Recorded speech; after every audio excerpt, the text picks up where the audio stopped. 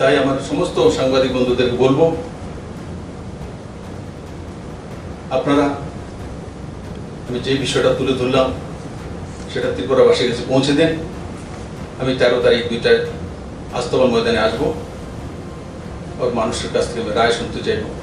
মানুষ কি চায় আমি চলে যাই, সাধারণ মানুষ কি চাইছে সেটা জানার জন্য আসবো।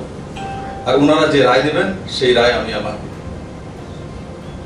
হাইকমান্ডের কাছে রেখে দেব। কিন্তু দায়িত্ব আমাকে মানুষ দিয়েছে, তার জন্য আমি মানুষকে জিজ্ঞাসা করব।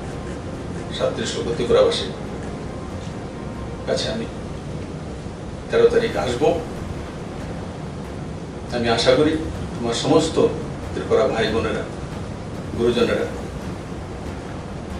সেদিন সে বিষয়ে স্পষ্টতার সঙ্গে